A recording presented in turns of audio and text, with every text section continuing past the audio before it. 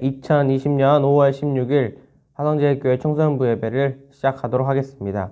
오늘 우리가 함께 볼 하나님의 말씀은 요한복음 14장 15절에서 21절까지의 말씀입니다.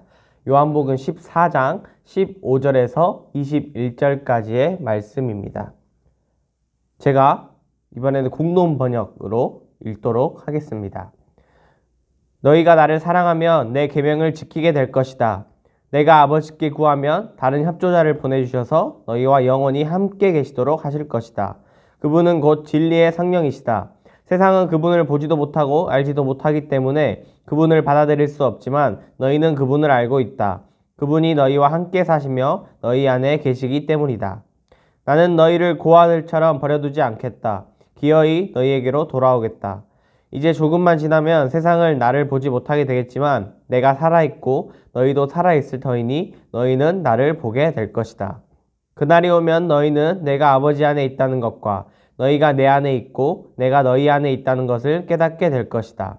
내 계명을 받아들이고 지키는 사람이 바로 나를 사랑하는 사람이다. 나를 사랑하는 사람은 내 아버지에게 사랑을 받을 것이다. 나도 또한 그를 사랑하고 그에게 나를 나타내 보이겠다. 아멘. 오늘 말씀 제목은 성대모사를 잠깐 해야 될 것 같아요. 사랑을 하는 게 죄는 아니잖아! 라는 제목을 가지고 우리 함께 말씀 나누도록 하겠습니다. 오늘 본문은 저번 주 내용과 이어집니다. 혹시 저번 주 영상을 안 본 친구가 있다면 다시 보고 오는 것도 좋을 것 같습니다. 어려운 말 가운데 저번 주에 보면 잘 이해하지 못하던 제자들에게 예수님은 계속해서 설명해 주십니다. 저번 주의 내용의 핵심은 하나님의 뜻이 서로 사랑하는 것이고 그것은 함께 할 때 나타난다는 것이었습니다. 사랑한다는 것은 좋은 것이고 그렇게 알고 있지만 문제는 누군가를 사랑한다는 것이 항상 쉽게만은 다가오지 않는다는 것입니다. 나에게 잘해주는 사람, 내가 좋아하는 사람이라면 그 사람을 사랑하고 좋아하는 것이 함께하는 것이 어렵지 않은 일입니다. 오히려 내가 더 하고 싶죠. 하지만 잘 알지도 못하는 사람을 사랑한다는 것, 모르는 사람이라면 그나마 괜찮겠지만 내가 좋아하지 않는 사람이거나 나를 미워하는 사람이라면, 나와의 관계가 좋지 못한 사람이라면 그러한 사람까지 사랑한다는 것은 참 어려운 일입니다. 그런데 하나님께서 예수님을 통해 나타내신 하나님의 뜻은 사랑이었습니다. 그렇다면 인간으로 오기까지 하신 예수님을 통해 인간이 우리에게 하나님의 뜻인 사랑을 나타내셨다는 것은 인간인 우리가 충분히 할 수 있는 것이라고 생각이 됩니다. 비록 유한한 존재인 인간이 무한한 존재인 하나님을 온전히 이해하고 알 수는 없지만 무한한 존재인 하나님께서 자기 뜻을 유한한 존재인 인간에게 알리셨다는 것은 분명 가능할 것입니다. 그렇다면 어떻게 우리가 하나님의 뜻인 사랑을 이룰 수 있는지, 어떻게 그것이 가능할 수 있을지 오늘 본문 말씀을 통해 한번 같이 알아보도록 하겠습니다.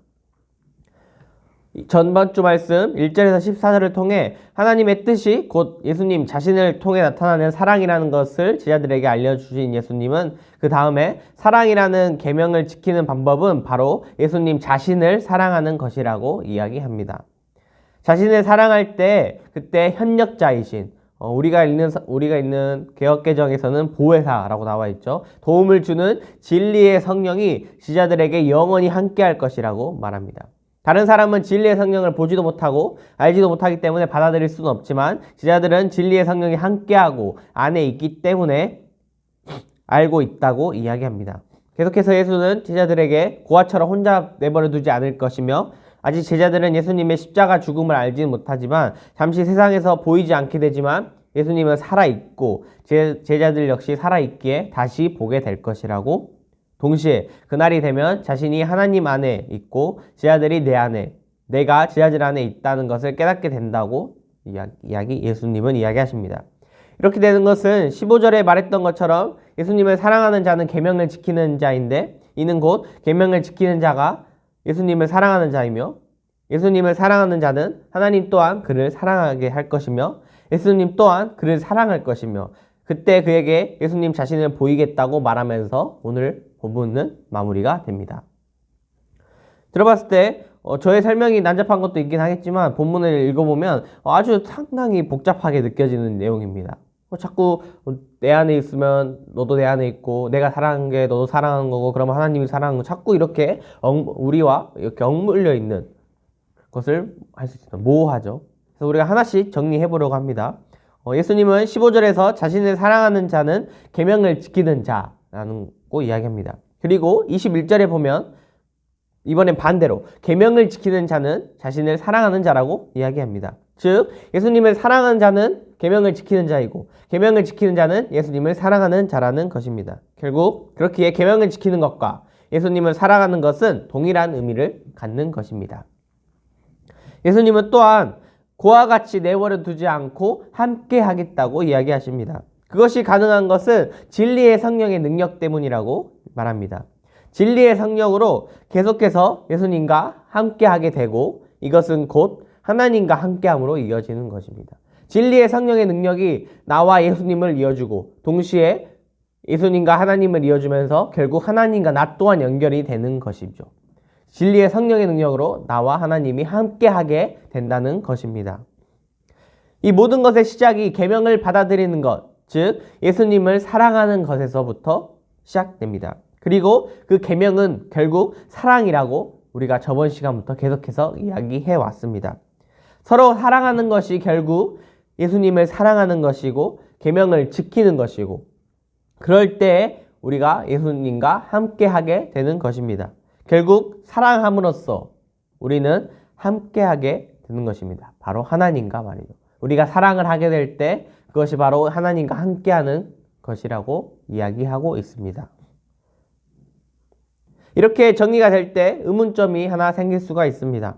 하나님이 인간이 나를 사랑한다는 것을, 하나님이 인간과 함께 한다는 것을 어떻게 알 수 있냐는 것이죠. 우리가 뭐 사랑은 할 수 있지만 누군가를 사랑하고 이렇게 보살펴 줄 수는 있지만 그런다는 것이 어떻게 하나님이 나를 사랑한다는 것과 나를 함께 한다는 것을 알 수 있냐는 의문점이 생길 수 있습니다. 시작할 때 이야기했듯이 하나님은 무한한 존재인데 반해 인간이 우리는 유한한 존재입니다.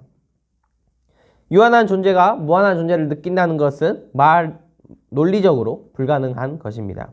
그러나 하나님이 인간이 우리를 사랑하고 함께 한다는 것은 그렇기 때문에 낯설게 느껴지고 쉽게 이해할 수 없는 것입니다. 받아들이기도 어려운 것이죠. 그렇다면 정말 불가능한 것일까요? 이것을 더 확실하게 하려면 우리는 두 가지 정의에 대해서 알아봐야 됩니다. 첫 번째는 유실론입니다. 유실론은 말 그대로 신이 있다는 것입니다. 그리고 일반적으로 신이 있다고 하면 신에 대해 대표적으로 두 가지 속성을 이야기합니다. 첫 번째, 전지, 두 번째, 전능입니다. 전지는 모든 것을 알고 있다는 것입니다. 날씨가 어떨지, 누가 무슨 생각을 할지, 어떤 일이 일어날지 말하죠. 이런 것들, 모든 것을 알지 못하는 것이 없다는 것이 바로 전지입니다. 두 번째는 전능인데요. 전능은 말 그대로 모든 것을 할 수 있는 능력을 말하는 것입니다. 갑자기 비가 오게 하거나 돌이 빵이 되거나 하는 등의 것을 말하는 것입니다. 무한한 인간이 감히 판단하기 어려운 전지전능한 신은 그렇기에 인간과 함께할 수 없습니다. 쉬운 표현으로 유한한 존재가 파악할 수 없는, 유한한 존재가 닿을 수 없는 곳에 있어야 됩니다. 왜냐하면 전지하고 전능하기 때문이죠. 그리고 무한한 존재이기 때문입니다. 유한한 존재에게 알려진다면 그 존재는 그 즉시 무한한 존재가 아니게 됩니다. 왜냐하면 유한한 존재가 알 수 있는 자가 돼버리기 때문이죠. 그래서 신은 하늘에서 내려오지 못합니다. 여기서 말하는 하늘이 단순히 정말 우리가 보고 있는 그 하늘을 뜻하는 것이 아니라 인간이 범접할 수 없는 그러한 의미를 말하는 것입니다. 전지하고 전능하지만 동시에 인간인 우리가 파악할 수 없는 자이기 때문에 그의 전지와 전능은 필요 없게 됩니다. 그래서 신은 하늘에서 내려올 수 없기 때문에 인간의 어떠한 것도 공감하지 못합니다. 왜냐하면 그것은 유한한 존재가 느끼는 것이기 때문이죠. 유한한 존재가 느끼는 그 한계, 고통, 죽음을 신은 느낄 수가 없습니다. 하늘에만 존재되기 때문이죠. 이것이 유실론의 한계입니다. 두 번째는 무실론입니다. 단순히는 신이 없다는 의미인데 이는 유실론의 한계에서 시작됩니다. 만약 신이 전지하다면 누군가가 살인한다는 것을 누군가가 A가 B를 죽이려고 했다면 그 신은 그걸 알았을 것인데 만일 신이 전능하다면 그 살인을 막을 수 있었을 것입니다. 그런데 그럼에도 불구하고 살인이 일어났다면 A가 B를 죽였다면 두 가지가 나오게 됩니다. 첫 번째, 신은 살인을 막을 능력이 없다. 두 번째, 신을 살인을 용납한다. 입니다. 만약에 1번이라면 신은 무능한 존재가 되는 것입니다. 결코 전능한 존재가 될 수 없다는 것이죠. 두 번째, 만약에 2번 신은 살인을 용납한다라면 신에게 인간의 기준에서의 선이라고는 없는, 즉 신은 선한 존재가 아니게 됩니다. 무신론에 의하면 신은 인간의 고통이나 죽음을 그냥 두는 것이죠. 알면서도. 여기에서 무신론을 넘어서 저항적 무신론이라는 것이 나오게 됩니다. 신이 없다고 하는 것을 넘어서 인간의 고통이나 죽음을 방관하는 자라면 그러한 신은 차라리 믿지 않겠다라고 얘기하는 것입니다. 결국 유신론과 무신론은 한쪽은 신이 없다, 한쪽은 신이 있다라고 말하는 것처럼 보이지만 둘 다 신이 있는 형태입니다. 그 형태가 다를 뿐이죠. 유신론의 신은 아무것도 하지 못하는 신, 무신론의 신은 아무것도 하지 않는 신이 됩니다. 인간의 고통이라는 관점에서 봤을 때 유신론은 고통을 해결해 줄 수 없는 신, 무신론은 고통을 해결해 주지 않는 신이 되는 것이죠. 둘의 공통점이 있다면 둘 다 인간의 삶에는 관심이 없는, 그저 그냥 하늘에서만 살고 있는 신이라는 것입니다. 인간의 머릿속, 인간의 개념에서 신은 전지하고 전능해. 그리고 신은 우리가 범접할 수 없는 어떠한 곳에 있어. 왜냐하면 신은 무한한 존재고 우리는 유한한 존재니까. 그래서 신은 우리에게 올 수 없어. 왜냐하면 신은 그러면 안 되니까 라는 결론에 내리게 되는 것입니다. 그런데 우리가 한번 잘 생각해 봅시다. 우리가 교회를 다니면서 전도사님의 설교를 들으면서 그리고 우리가 성경에서 나왔던 하나님이 과연 무신론과 무신론에 말하는 신과 같은 모습인가요? 오늘 우리가 본 본문에서 나온 하나님의 모습과 다르지 않나요? 성경을 통해 말해지고 있는 하나님은 하늘에만 있지 않고 이 땅에 오셨습니다. 예수님의 몸으로. 예수님의 몸으로 이 땅에 오기만 한 것이 아니라 함께 한다고 말합니다. 함께하기만 하는 것이 아니라 인간이 겪는 최고의 고통인 죽음마저 겪었습니다. 십자가 사건을 통해서. 그러한 하나님께서 성령을 통해 함께하며 예수님을 통해 사랑을 이야기하면서 서로 사랑하는 것이 자신의 뜻이라고 이야기합니다. 하늘에서 방관하는 것이 우리는 이때까지 신이라고, 신은 결국 인간에게 어떻게 해줄 수 없는 조구나 라고 이렇게 생각했었는데 하나님은 정적인 분인 줄 알았는데 그런 것이 아니라 인간인 우리와 끊임없이 함께하고 사랑하고 죽음마저 경험하는 신, 우리가 겪을 수 있는 고통마저 겪는 신, 인간의 삶에 참여하는 하늘에만 있는 분이 아니라 정적으로 멈춰있는 분이 아니라 우리 머릿속에만 있는 분이 아니라 움직이고 활동하는 동적인 분이라는 것이죠. 그분이 그저 함께하는 것, 그것이 사랑이라고. 그래서 자신 또한 사랑이기 때문에 그렇게 계속해서 우리의 삶에 참여하고 함께 하신다는 것이 성경에서 이야기하고 있는 하나님, 오늘 우리가 읽은 부분에서 말하는 하나님, 그리고 우리가 믿음으로 고백하는 하나님입니다. 17절에 보면 그분은 곧 진리의 성령이시다. 세상은 그분을 보지도 못하고 알지도 못하기 때문에 그분을 받아들일 수 없지만 너희는 그분을 알고 있다. 그분이 너희와 함께 사시며 너희 안에 계시기 때문이다. 라고 기록하고 있습니다. 17절에 보면 세상은 함께하고 사랑하는 그분을 받아들일 수 없다고 말합니다. 사람들에게 신은 유신론 혹은 무신론에 불과한 신이고 맙니다. 하지만 성경을 통해 나타나고 있는 하나님은 그러한 신이 아님을 우리는 성령의 능력으로 깨닫게 되었습니다. 고통과 죽음을 모르는 하나님이 아닌 것입니다. 그것을 깨달았기에 우리는 하나님을 믿을 수 있고 함께하며 사랑해야 합니다. 그것이 하나님만 사랑하는 것뿐만 아니라 우리에게 그 사랑의 명령을 주셨기 때문에 우리 주변에까지 이어지는 것입니다. 불가능한 일이 아니게 되는 것입니다. 문제는 여전히 그 사랑한다는 것이 어렵게 느껴집니다. 원수와도 같은 자를 사랑한다는 것이 불가능하게 느껴지고, 솔직하게 말하면 하기 싫은 것이, 원수를 내가 굳이 사랑해야 되나? 라는 마음이 드는 것이 우리의 마음입니다. 원수는 잘 안 됐으면 하는 것이 진짜 마음이죠. 그런데 서로 사랑하라고 하니 당황스럽고, 그리고 그 사실 좀 두렵습니다. 싫은데 어떻게 그 사람은 사랑할 수 없는데? 라는 것이 우리의 마음이 되는 것이죠.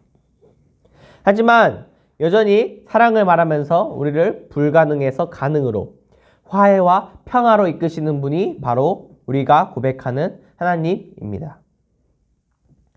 사랑한다는 것은 거창한 것이 아닙니다. 큰 금액을 어려운 사람에게 기부하는 것만이 사랑은 아닙니다. 사랑은 돈으로 환전될 수 없는 것이죠. 나에게 잘못한 사람을 무조건 용서해 주는 것이 사랑이 아닙니다. 오히려 확실한 죗값을 치르게 하는 것이 사랑이 되기도 합니다. 미워하는 사람을 안 미워한다는 것이 사랑이 아닙니다. 내 감정을 무시하는 것이 결코 사랑이 아닙니다. 사랑은 예수님께서 영원히 우리와 함께 하려는 것처럼 함께 해주는 것입니다. 단순히 돈으로, 무조건적인 용서로, 내 감정 무시로 되지 않습니다.